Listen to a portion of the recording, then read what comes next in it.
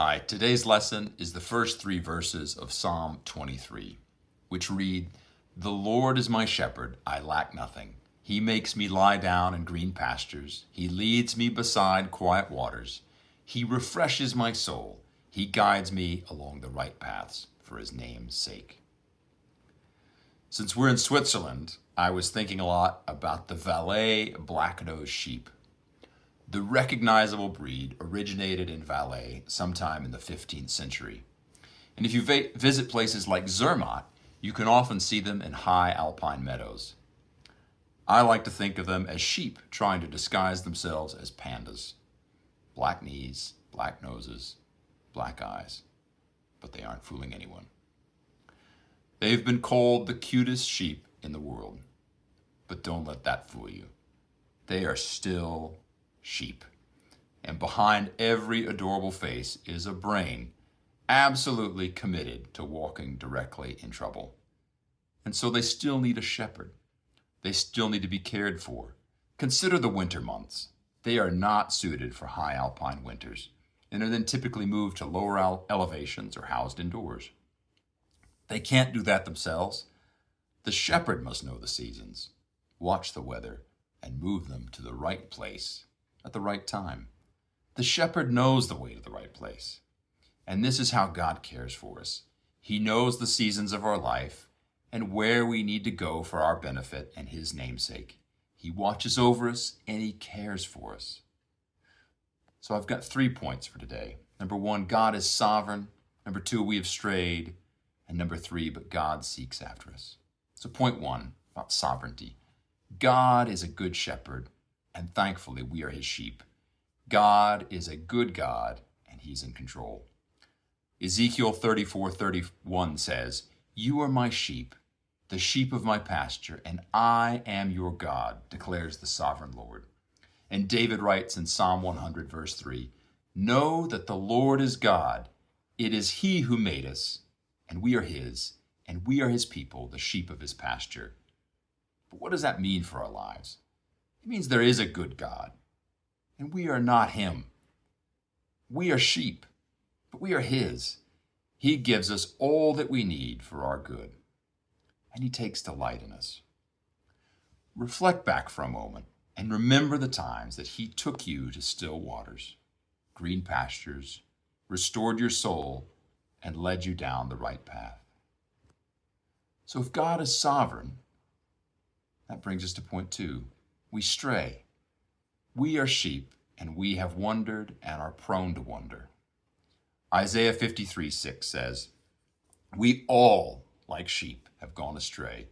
Each of us has turned our own way, and the Lord has laid on him the iniquity of us all." And of course, Romans 3:23 says, "For all have sinned and fall short of the glory of God."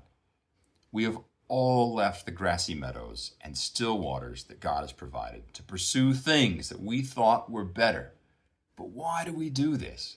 Why do we take the good things that God has given us and spend our time on sinful things, disobeying parents, coveting things that we don't have, stealing, hating, lying?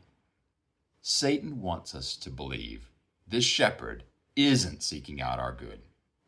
Look to Genesis 3:1, where Satan tempted Eve by saying, "Did God really say you must not eat from any tree of the garden?" The phrase, "did God really say," is Satan's greatest deception, meant to discourage us and tempt us. Look back at Psalm 23. Did God really say that you will lack nothing? Yes, he did. Did God really say he will make you lie down in green pastures, be led to still waters, refresh your soul, and guide your path? He certainly said those things. Don't be deceived. God is seeking your good. He's seeking to make you close with him and more like Christ. We look at Romans 8:28, which says, "And we know that in all things God works for the good of those who love him.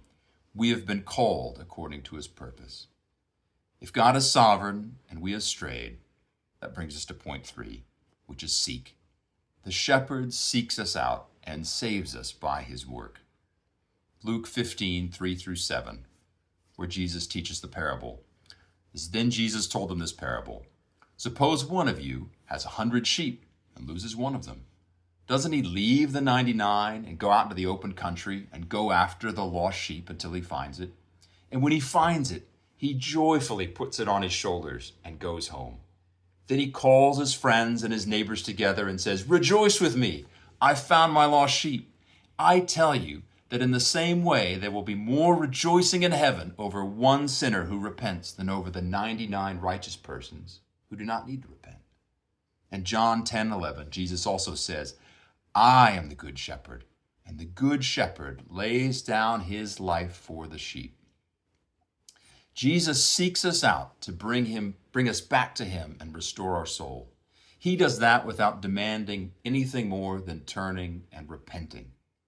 In Matthew 11:28-30, "Come to me, all who are weary and burdened, and I will give you rest. Take my yoke upon you and learn from me, for I am gentle and humble in heart, and will find rest for your souls. For my yoke is easy and my burden is light." Friends, don't try to do life on your own. The shepherd wants to take your burdens. The shepherd wants to guide you to life with him. Remember, God is sovereign. We have strayed, but God seeks after us. So that brings me to the conclusion. Don't be tempted to wander from God and choose your will over his. Don't be tempted to believe that God doesn't want the best for you. Also, don't believe that you've wandered too far. He wants to give you new life, no matter how far you've wandered. It isn't too far from this shepherd. I encourage you to follow him.